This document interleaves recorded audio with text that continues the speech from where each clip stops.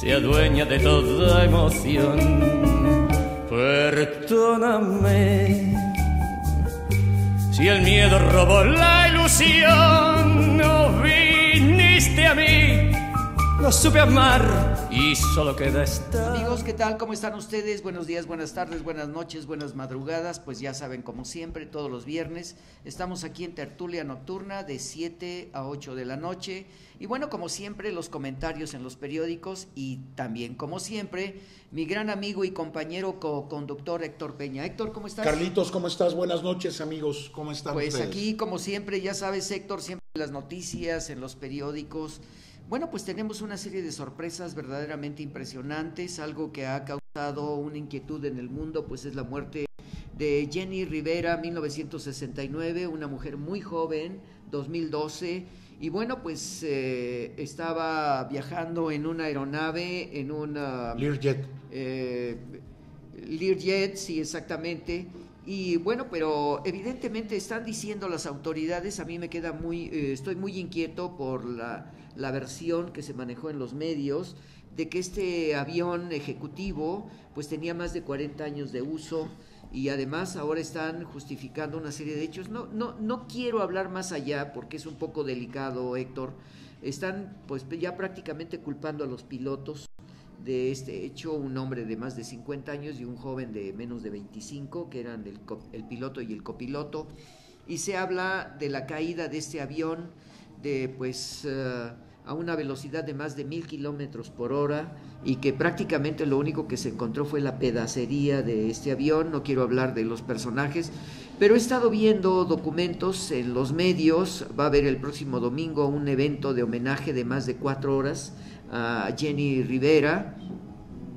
Y bueno, pues era una líder de los centro y sudamericanos en el sur de los Estados Unidos, y bueno, popularizó en una forma impresionante muchas melodías. Una mujer, si me permiten decirlo de una manera con todo el respeto que me merece esta mujer, pues millones de dólares que ganaba por la venta de los discos, tuvo premios muy importantes a través del tiempo. Una familia, de hecho, de actores, Héctor. Fíjate, buenas noches, amigos. Sí, una muerte realmente que conmocionó, y sobre todo porque Jenny Rivera salió últimamente en el programa La Voz México. Creo que si no hubiera salido en ese programa no se le hubiera hecho tanto homenaje. Pero pues qué lástima que nosotros no somos tan famosos, Carlos, para que nos saquen en primer plana cuando muramos. Pero quiero decir que Jenny Rivera pues era una cantante de banda muy exitosa, una mujer luchona, y si me apuras un poco hasta muy guapa en sus últimas años. Muy guapa, guapérrima. Guapérrima en sus últimos años, donde pues lástima que sucedió este accidente.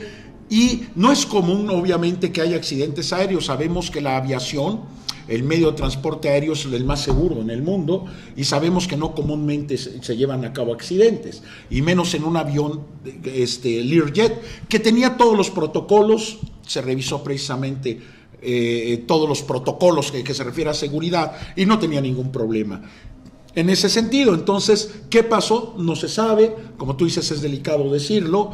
No somos La Oreja ni Ventaneando para hablar de ese tipo de cosas, ¿verdad? Del amarillismo del espectáculo, pero creo que Jenny Rivera fue una cantante grupera, y curiosamente los niños ahora, Carlos, como en su época fueron muy de bronco. Sí. Fíjate que yo tenía alumnos, bueno, actores famosos, prefiero no decir sus nombres, pero que fíjate que oían Metallica, oían grupos muy pesados, Guns N' Roses, grupos así en esa época, y iban a ver a Bronco.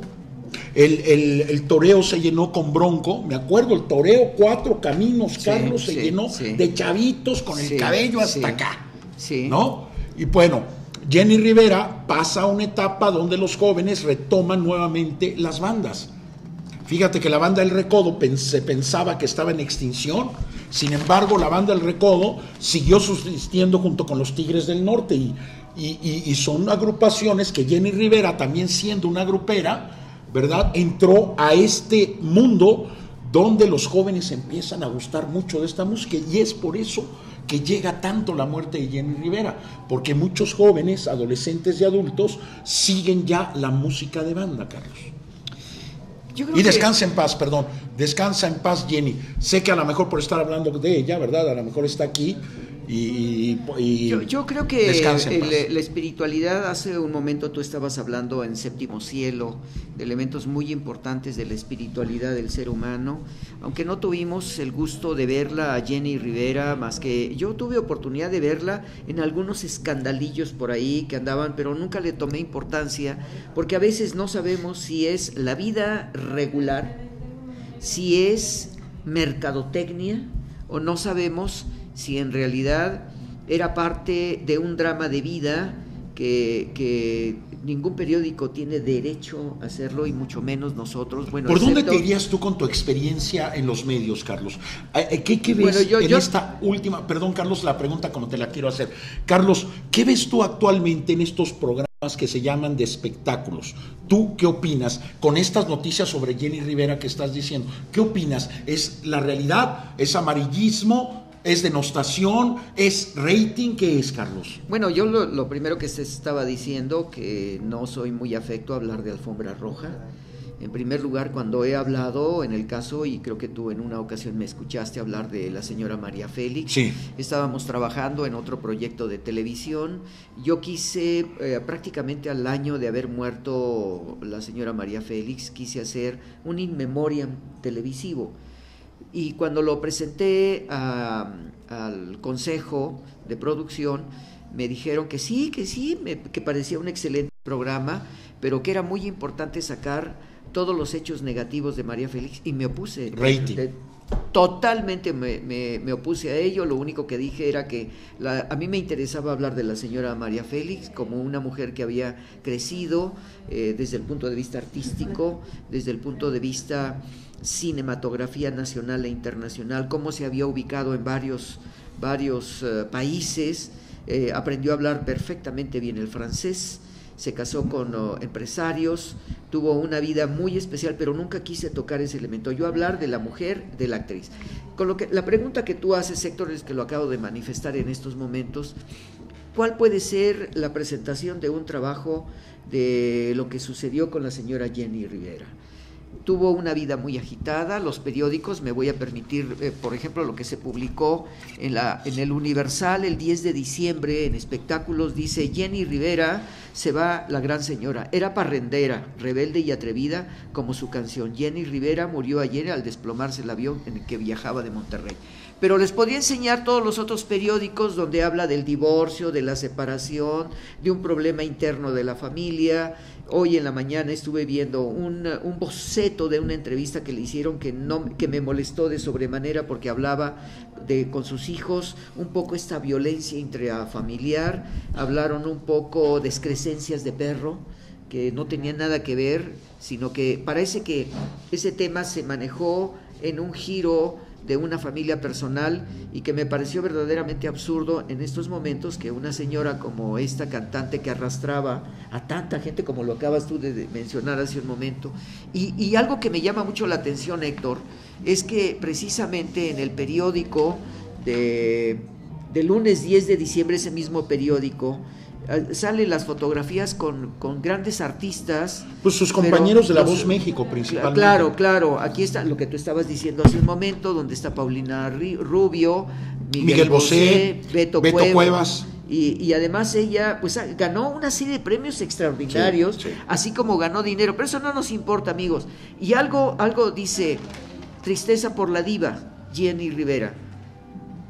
Y habla de que iba terminó un concierto e iba hacia la ciudad de Toluca, y que nosotros sabemos que los primeros 5 minutos cuando despega un avión es el momento más peligroso. Así es.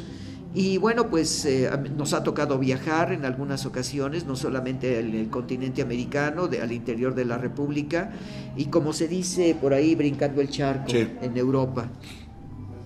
Y bueno, yo siempre he pensado, cuando voy en el avión, solamente en una ocasión tuve un problema cuando llegamos a Tabasco, porque había que entrar el avión en forma tal y hacer una entrada, porque estaba rodeado de montañas, y fue muy impresionante porque la presión del avión, en el momento que veía un nivel, tenía que bajar para poder... No.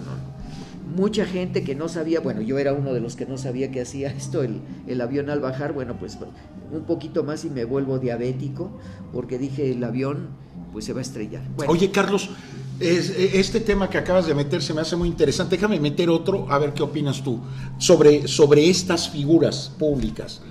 Son garbanzos de a libra. No cualquiera logra escalar de una atmósfera común y corriente, como se dice vulgarmente, logra escalar a niveles donde te vuelvas una verdadera figura pública.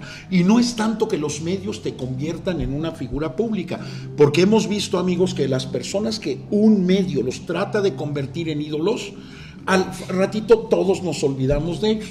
Pero hay gente que nace con esa estrella, pero en todas hay una condición: el trabajo constante. El trabajo constante, la fe constante. Y estos no se andan por las ramas, estos ídolos, sino que tienen una vida sumamente esforzada, sí, donde no tienen vida pública, a veces vida familiar, y donde realmente pues esa estrella la saben explotar, porque circunstancias o vicisitudes de la vida los llevan por los caminos exactos, en el momento exacto, en el lugar exacto, Carlos.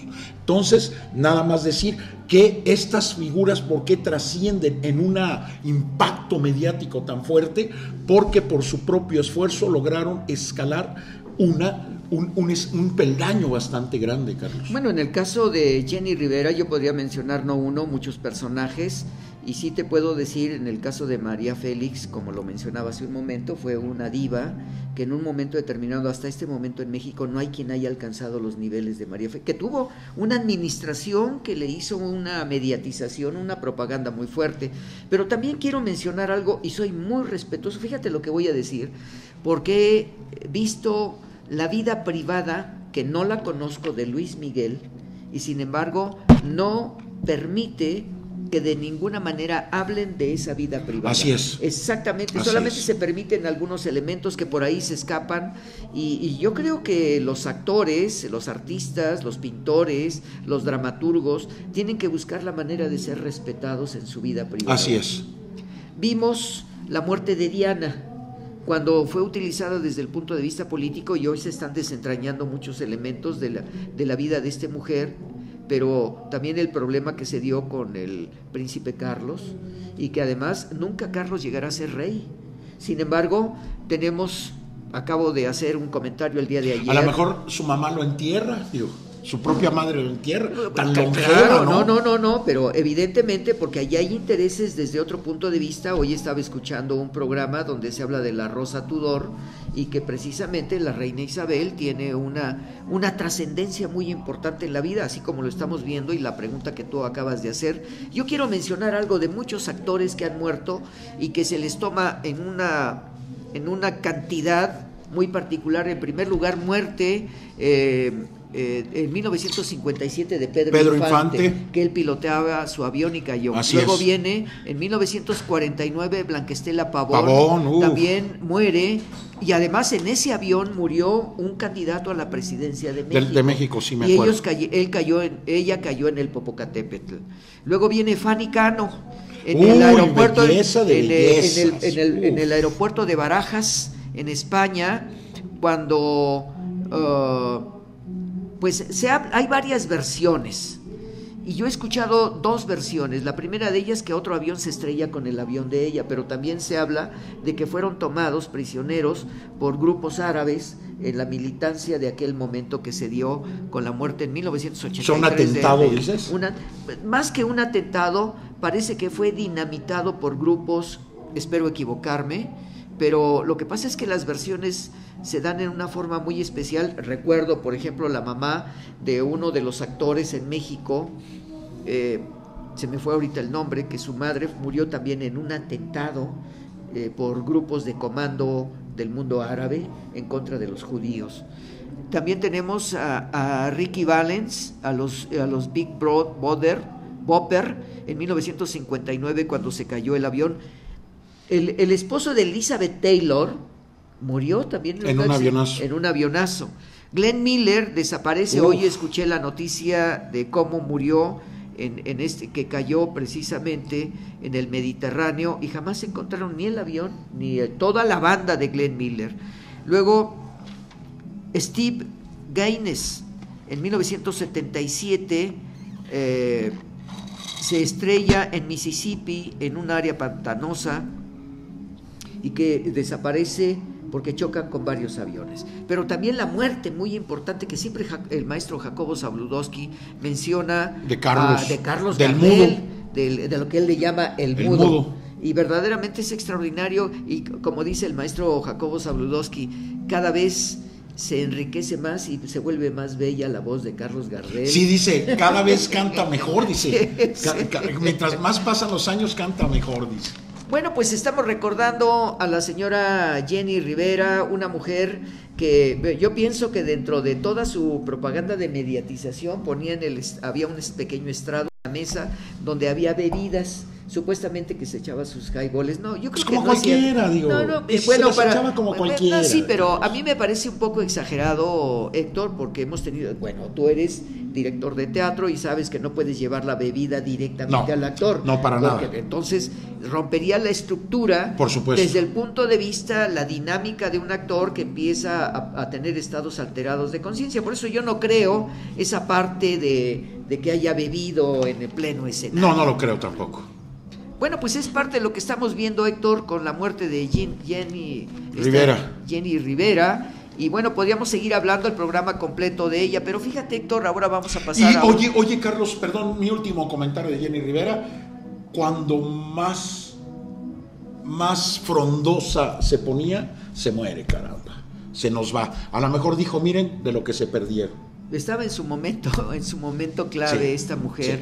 Sí. Y la última toma que presentaron precisamente en La Voz México, se veía una mujer voluptuosa, sí, una mujer que además su propio físico le daba esa gran riqueza de energía que tenía, sí, para la presencia de su trabajo. Fíjate que hoy me llama mucho la atención, ya para terminar este tema, amigos, que no lo quiero mencionar por especulación, sino que me llamó mucho la atención que el periódico Universal, en primera plana, habla de que esta nave en la que muere esta mujer, pues era una narcoaeronave. Sí, también lo vi. Y dice, el avión del Chapo ingresó al espacio aéreo nacional de manera ilegal con la matrícula N14TF5 y fue utilizado para el tráfico de cocaína.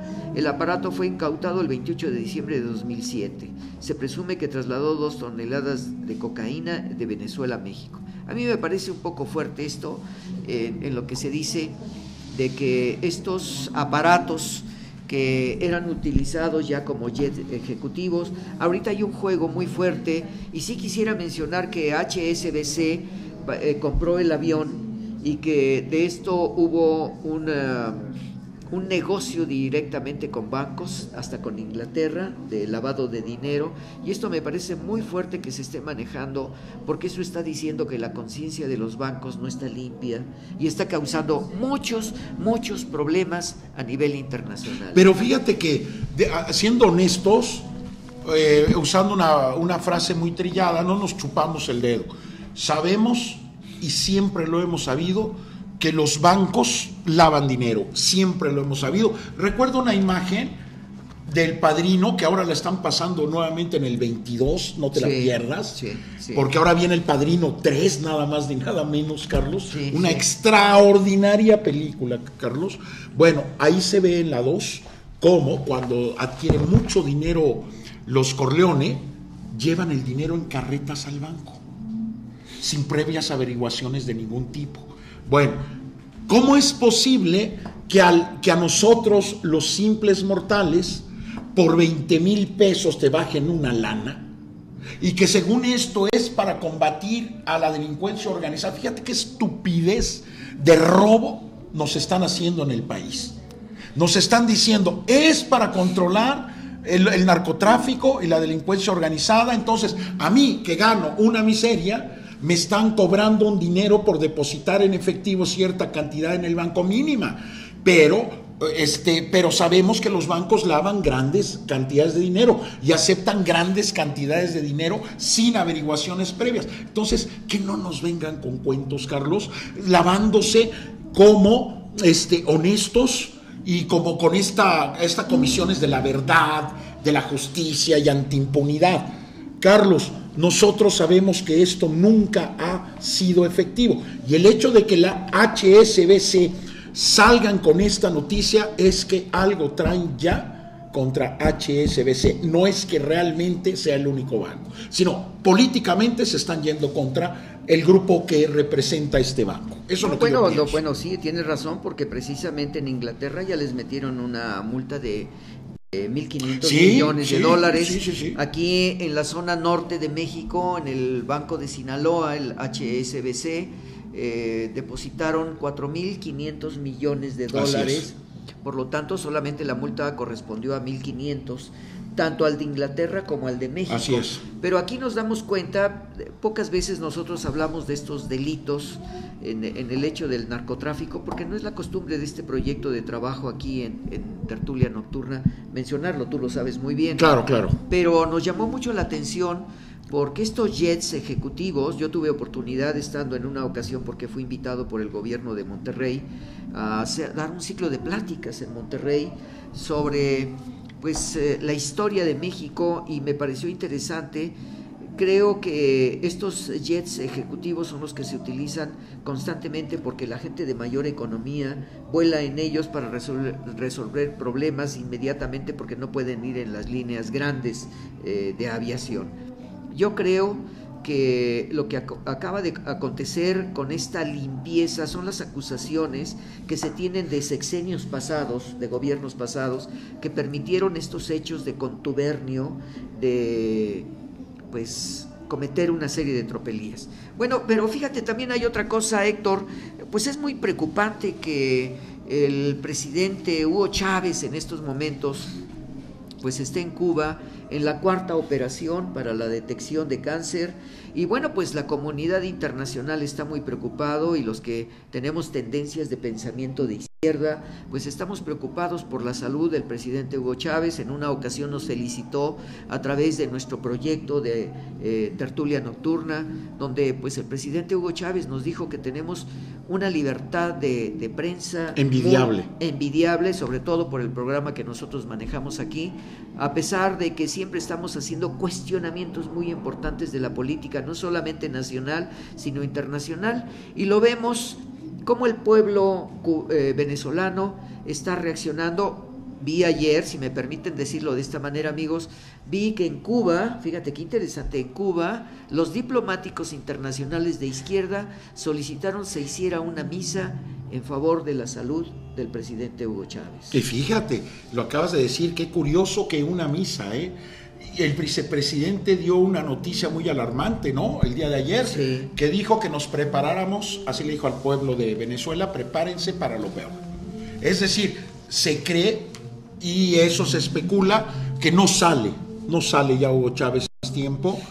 Y tú lo dijiste muy bien, acabas de decir algo que se me hace interesante. El pueblo de Venezuela está realmente preocupado, pero estamos hablando del pueblo, o sea, la mayoría de la gente. Pero las clases pudientes obviamente no pueden estar más que regocijándose, desgraciadamente, de esta posible deceso del presidente Hugo Chávez. Hugo Chávez, que aquí lo hemos dicho, yo sin ser de partido ni de izquierda, ni de derecha, ni nada, yo puedo pegar con ambas manos.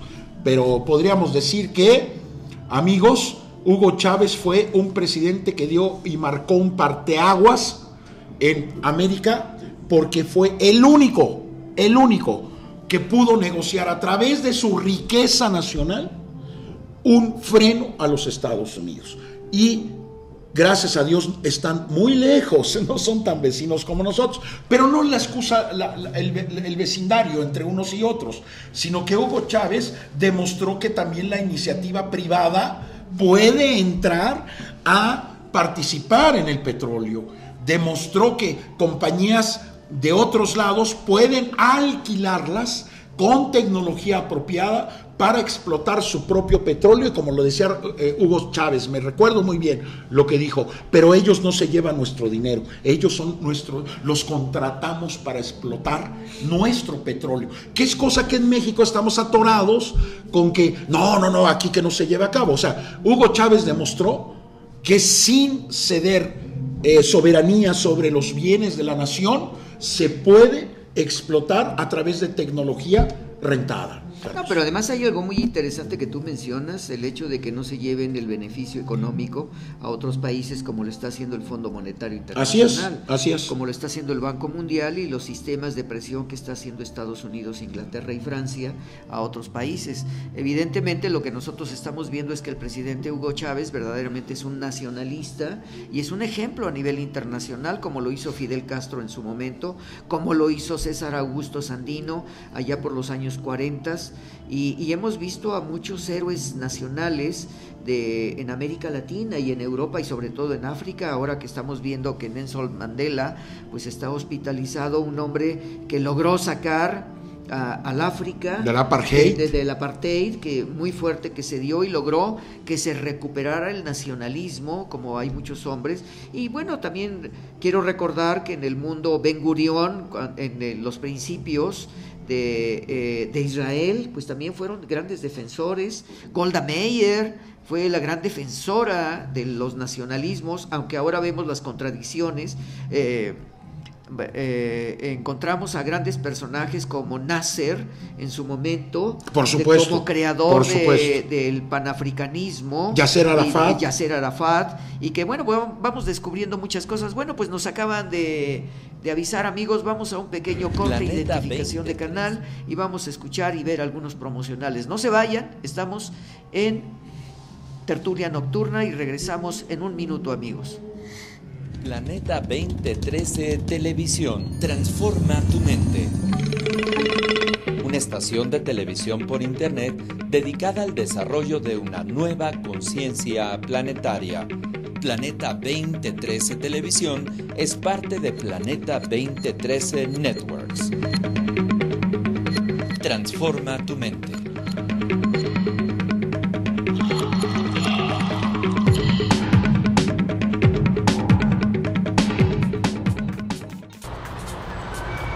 Hola, soy Juan Carlos Murphy y te invito a que me sigas cada sábado en punto de las 12 del día a La Entrevista con Murphy, en donde hablaremos de los mejores temas sociales, culturales, espirituales, de espectáculos deportivos. Tendremos a personalidades expertas en el tema. Recuerda, cada sábado en punto de las 12 del día por planeta2013.tv. Te espero, planeta2013.tv web, donde buscamos ampliar tu conciencia planetaria.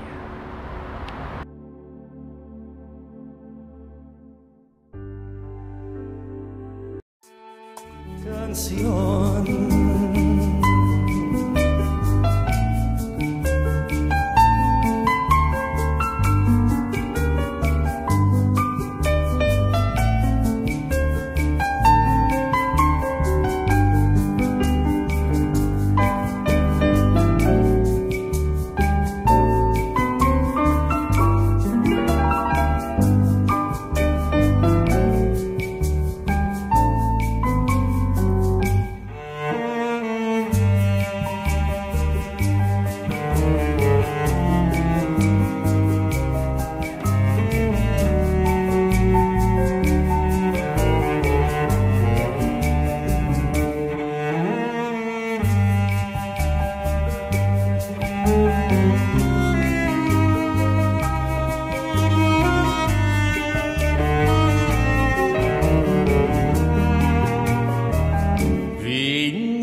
A mí. Planeta 2013 Televisión, transforma tu mente. Una estación de televisión por internet dedicada al desarrollo de una nueva conciencia planetaria. Planeta 2013 Televisión es parte de Planeta 2013 Networks. Transforma tu mente.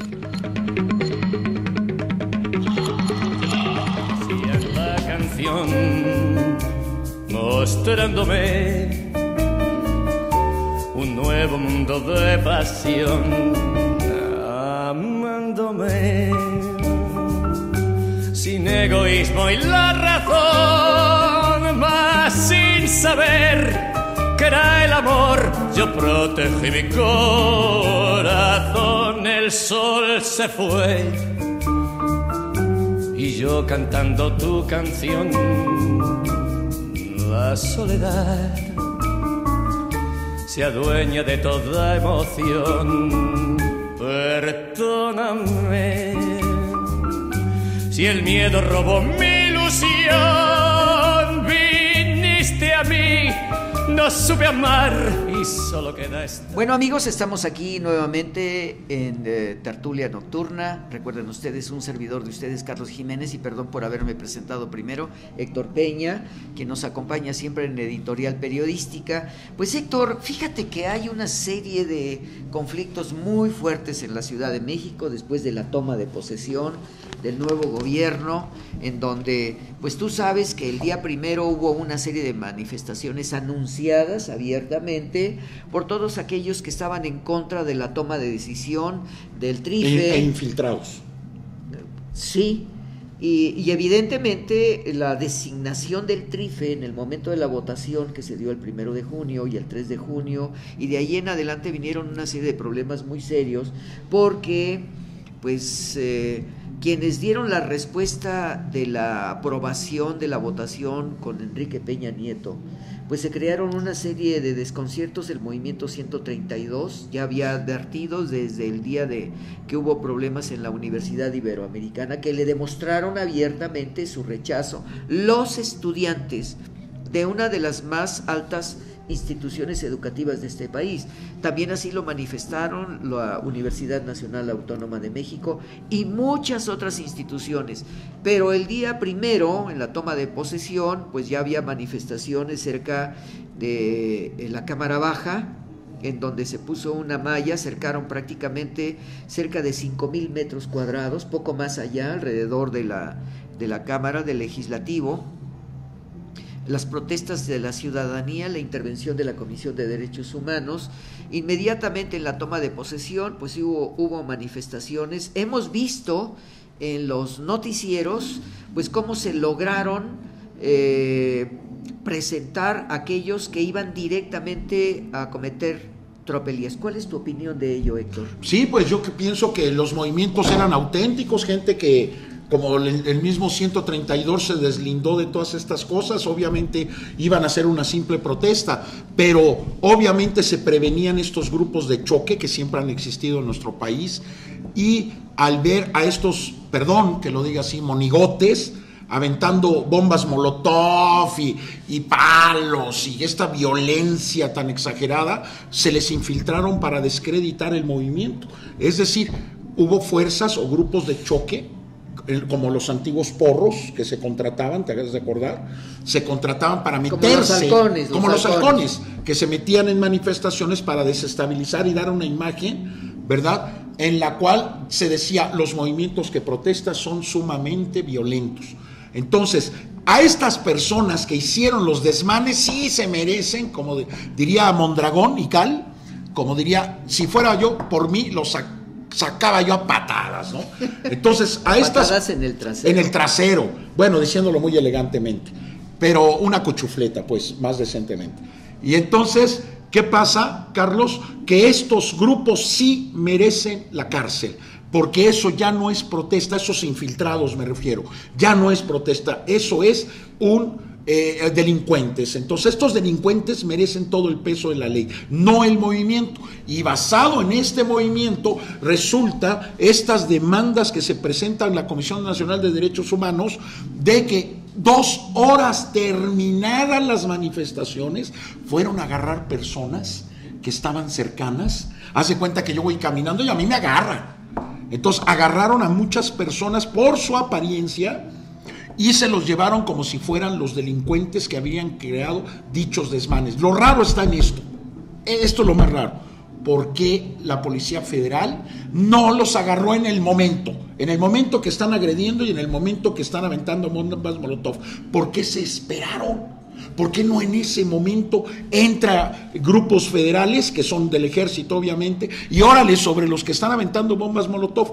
Pero eso es lo que nos hace dudar, Carlos, de que si realmente fueron pandilleros espontáneos o porros espontáneos, sino que digo, me entra la duda, ¿habrá sido el mismo gobierno entrante?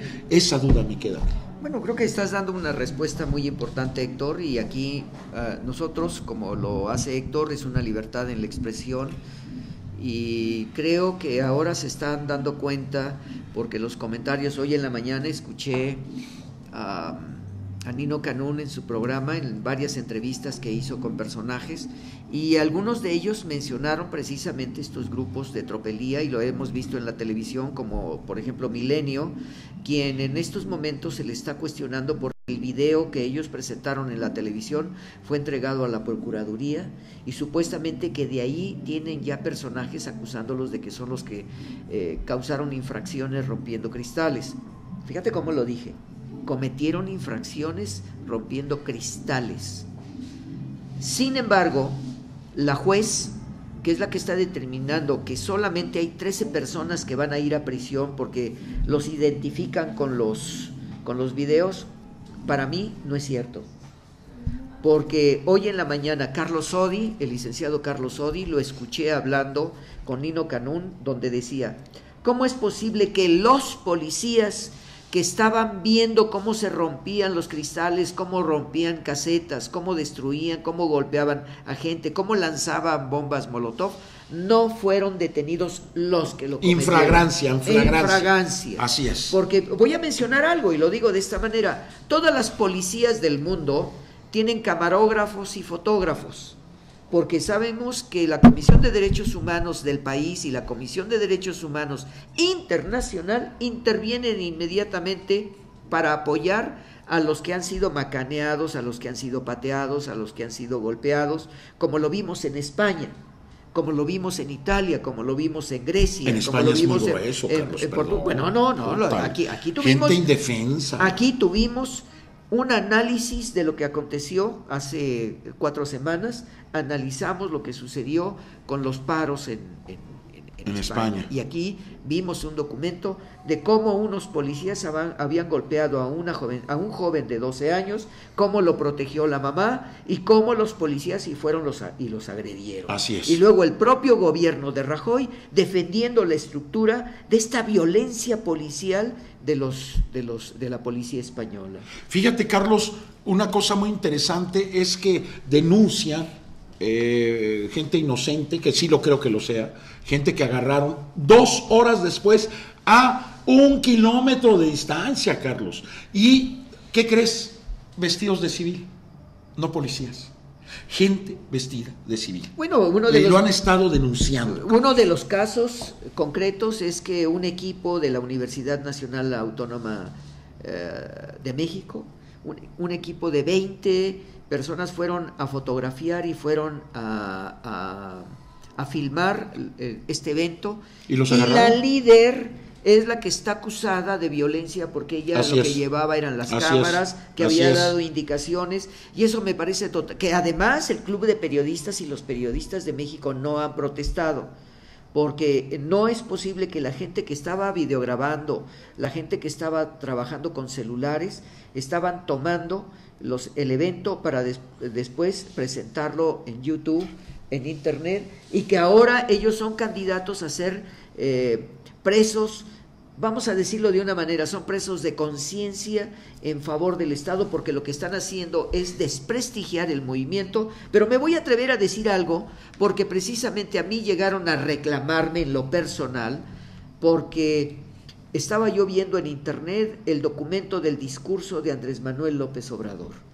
Y entonces lo tuve que parar porque alguien llegó y me dijo, es que Andrés Manuel fue el provocador y que invitó a toda la gente para ello. Le digo, ¿eso querían causar? Precisamente. Déjame terminar. Entonces le dije, permíteme terminar, porque hasta ese momento, en el minuto 12 de los 26 que habló Andrés Manuel, no he escuchado una sola invitación a la violencia de lo que ustedes dicen. Siéntate y velo. Vi el documento durante los 26 minutos y lo único que dijo Andrés Manuel, esto es una inconformidad, una protesta pacífica y no vamos a dejarnos llevar por lo que acontezca y la provocación del nuevo Estado. Fíjate, Carlos, aquí hay una cosa muy interesante. Hay que decir que no porque un líder lo diga en público o no, no por eso tiene vinculación o no. Es decir, no porque yo esté dando un discurso y a nadie invite a la violencia, eso no exime, no estoy diciendo que lo sea Andrés Manuel, solo estoy diciendo esto. No porque yo diga un discurso de paz y todos en paz y por abajo de la mesa les digo, vayan y órale, vayan y denles mano dura. No es tanto eso. Yo pienso que lo que sí se quiere hacer es descreditar los movimientos de rechazo. Eso sí está pasando. No tanto de Andrés Manuel, pero tú tienes toda la razón. ¿A quién se podría culpar? Pues Andrés Manuel. Pero Andrés Manuel ha sido muy prudente, déjame decirte, se lo reconozco. ¿Por qué? Porque en esta vez le bajó mucho. Y te voy a decir por qué le bajó mucho. Porque existe ya una supersecretaría de Gobernación. Desde el primer día, Carlos. Bueno, pero te voy a decir espérame, pero nada más déjame terminar. A ver si estás de acuerdo. Esa supersecretaría de Gobernación es la que reprime, la que restringe y la que da línea y todo mundo se somete. No sé si así sea, me quisiera equivocar. Yo le deseo lo mejor y Carlos, aunque se oponga al presidente Enrique Peña Nieto, le deseo lo mejor. No, yo sí le deseo lo mejor. Pero de que ojalá me equivoque, existe nuevamente una supersecretaría de Gobernación que los jóvenes que tienen ahorita 25 años no tienen idea de lo que era esa supersecretaría en las épocas de gloria del PRI. Bueno, quiero contestarte rápidamente. No. Podíamos entrar en aclaraciones, pero lo único que te puedo mencionar que en estos momentos no está aprobada por el Senado de México esa supersecretaría. Sí, todavía no está aprobada. Así es. En primer lugar, parece que el Partido Revolucionario Institucional va a meter un documento de inconstitucionalidad para que opine la Suprema Corte de Justicia de la Nación. Fíjate, Carlos, perdón que me meta así rápido. Fíjate que quien menos calidad moral tiene para mencionar esto es el PAN. El PAN, con su división policíaca, hizo una finta. Hizo una finta. Te voy a decir qué finta hizo. Hizo la finta de que iba a haber varias agrupaciones, creó varias secretarías, pero todas dependían del presidente de la República. Así que el PAN es el que menos calidad moral tiene para hablar. Perdón que así lo mencione, pero creo que si hubo alguien en la historia de México que ha sido la fuerza más represiva y que tenemos 100,000 muertos, fue el PAN. Y no sé si coincidas conmigo, pero si hubo una fuerza represora en este país fue el PAN. Y sacó al ejército a las calles y reprimió a los jóvenes y hubo muchos muertos inocentes porque sacaron al ejército a la calle. No estoy hablando en contra del ejército. El ejército, mis respetos, es una super institución para defendernos y para actuar en casos de desastre nacional. Pero el presidente Calderón lo sacó a la calle. Entonces no tiene calidad moral el PAN, perdón que lo diga, para reclamar. No, el que va a reclamar es el PRI. El PAN es uno de los que se están oponiendo a esta supersecretaría porque evidentemente están dolidos porque perdieron el poder. Y aparece el día de hoy Josefina Vázquez Mota en la publicación del periódico de ayer, dice: llega al restaurante Polanco porque se entrevistó precisamente con Chon y que se entrevistó con Miguel Ángel Osorio, el secretario de Gobernación, porque probablemente están haciendo, no dudo que a la señora Vázquez Mota en un momento determinado vaya a ser invitada a trabajar con Enrique Peña Nieto, como lo hizo con la señora que fue gobernante de la Ciudad de México y que está ocupando un puesto con la señora Rosario Robles, que me parece muy interesante esto, pero también quiero comentarte, Héctor, ya que nos faltan unos minutos y que lo vamos a tratar en el próximo programa. Dice, el periódico El Universal del 10 de diciembre busca quitar Peña Nieto el control de plazas al CENTE. Ese es Universal. Excelsior, arranca reforma educativa contra Gordillo. Arrebatan a Elba Ester el control educativo el 11 de diciembre en el Excelsior. 11 de diciembre, obtiene consenso reforma educativa. El día miércoles 12, quieren reforma educativa este año. Chaufet, en 2013, la primera evaluación a los maestros. Doblan a Elba Ester Gordillo. El CENTE apoyará la reforma educativa. El sindicato magisterial ofrece diálogo fluido y constructivo con el Estado. Antes de que ¿Cuál empieces, sería tu opinión? Te iba a decir algo, antes de que empieces, solo quiero decir la última frase famosa de Elba Ester. En México hay 2,035,200 maestros. Sí, sí. Ese siempre ha sido en el programa de Nino Canún la presentación. Es que no puede ser. Carlos, tú me pediste mi opinión y te la doy rápida. ¿Cuál es mi opinión? Bueno, ¿por qué ponen a Chaufet en educación? Bueno, primero porque es una persona que, aunque no lo queramos, es una persona extraordinariamente preparada y que en la Secretaría de Educación Pública aparentemente podría ser la persona idónea para reformar las normas educativas, pero básicamente es un enemigo acérrimo del Bester Gordillo. Entonces, ¿qué mejor que poner a alguien preparado, que se sabe los hilos, que se sabe todos los trucos políticos para poder ahora sí reprimir la traición del Bester Gordillo al PRI? Eso es lo que yo opino. Bueno, yo creo que tendríamos que analizar con mucha profundidad lo que tú llamas traición del Bester al PRI, y recordemos que ahora hemos descubierto que la salida del Bester fue quitarle un poder a medias, porque de todas maneras el partido político apoyado con Cuadri, que era uno de los contrincantes, de los 4 contrincantes que se presentaron a la presidencia, fue solamente el objetivo, hoy lo sabemos, fue el objetivo para restarle 3 millones de votos, que es lo que se lleva Cuadri, que son los 3 millones de votos que gana Enrique Peña Nieto. O sea, te estoy contestando a lo que tú dices en estos momentos. Pero también para su propio partido, ¿no, Carlos? Ahí hay una trampa del Partido Revolucionario Institucional, que hace un teatro para correr a la señora El Bester, y luego se separan porque el mismo Enrique Peña Nieto en su momento dijo: nos retiramos del partido de la señora El Bester Gordillo. Pero el problema es muy serio, porque precisamente esos 3 millones de votos que supuestamente gana Enrique Peña Nieto, y que además del Instituto Federal Electoral avalan este elemento para crear toda una serie de propuestas ahora con las 63 propuestas que hizo el señor Enrique Peña Nieto en Palacio Nacional, entramos a lo que tú acabas de mencionar. A mí la aplicación que se dio hace unos días con la reforma educativa, el día 10 de diciembre, en donde se habla, la SEP es un archipiélago, hay que revisarla para que vuelva a ser la dependencia que ejerza rectoría en la materia. El sindicato no ejerce rectoría en la materia. Están las instituciones educativas, como es el Instituto de Capacitación del Magisterio, como son las instituciones que dependen de la Secretaría de Educación Pública. Te voy a comentar algo que me llamó mucho la atención. Hay un señor que lo escuché en el programa, en el canal 34 y en el canal 120, que dijo: hay 160,000 maestros comisionados por el sindicato. El señor miente. ¿Por qué, Carlos? Porque en 32 estados de la República Mexicana no puede haber, si tú divides 160,000 comisionados en 32 estados, le tocarían exactamente un promedio de 5,000 a 7,000 por estado. No es cierto, porque en cada Secretaría de Educación de los estados hay un promedio de 150 comisionados, pero 160,000 en toda la República. Ese hombre miente. Sí, está mal la cifra. Por favor, estoy de acuerdo contigo. Que puede hablar de 16,000 que se le haya ido un cero, o se le hayan ido los ceros. O 2,035,000, ¿no? O sea, sí.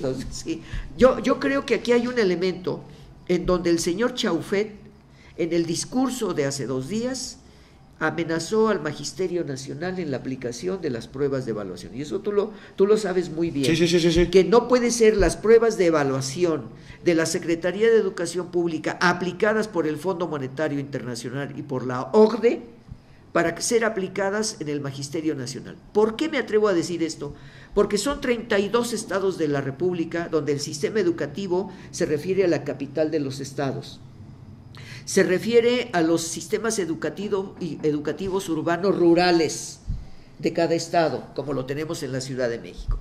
Se refiere a los sistemas educativos preescolar y primario de maestros bilingües, monolingües, trilingües que tiene la República Sí, Mexicana. por supuesto. Entonces, por favor, si el señor... Es como el examen enlace, es lo mismo que el examen Si el señor enlace. Enrique Peña Nieto quiere hacer la reforma educativa del país, tiene que sentarse con pedagogos y no lo que fue a decir técnicos. Chaufet, lo que fue a decir Chaufet en este lugar. Y que en estos momentos los partidos, que vamos a analizar más adelante, la firma que se hicieron todos los partidos políticos en el proyecto México.